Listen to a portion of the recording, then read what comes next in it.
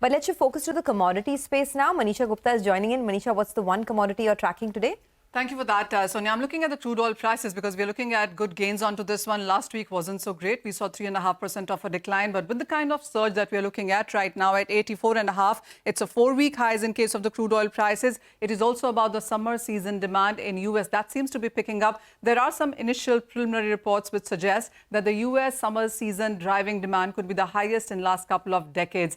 And then there is premium coming back from the renewed geopolitical unrest in West Asia. There is fighting that has escalated between Israel and Gaza. That seems to be adding to the prices there. The markets are concerned about more uncertainty within the Middle East, and that is what is worrying the supplies in sense of crude oil there. There also are reports of yet another vessel in Red Sea being attacked, and that also the details of that are still awaited within reports, but that is also something that is bothering the crude oil markets there. The US inventory data is today, and for the last 3 weeks, we've seen constant decline in US inventories, also a decline in gasoline and distillate inventories, and that has been supportive. The markets also are looking at the OPEC crude exports for between 1st to 19th of May, and there has been a decline onto that one. They are the lowest since August 2023. So within OPEC as well, we are looking at a higher amount of agreement and compilation of that as well. If you look at the prices for Brent crude until now in this year, which started quite on the lower side at around $75. 91 has been the high for 2024 until now.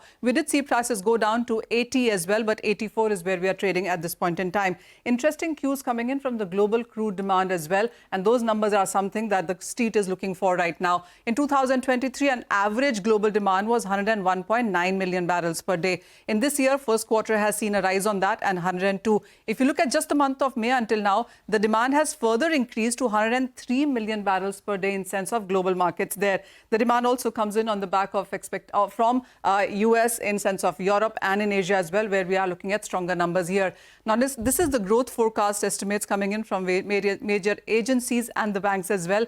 The highest expectation clearly from OPEC at 2.2 million barrels per day, but anywhere between 1.1 to 1.7 million barrels per day of an incremental demand growth is what the street is anticipating. UBS, JP Morgan, Stancy, Goldman Sachs, IEA, all of them anticipate a higher demand globally as compared to the previous year there. Interestingly, also, there's a report from Goldman Sachs which says that the crude oil demand would not peak before 2034 and would continue to plateau until 2040. That in turn also tells you that the investment in crude in sector has been lower, and that would continue to support the prices going forward.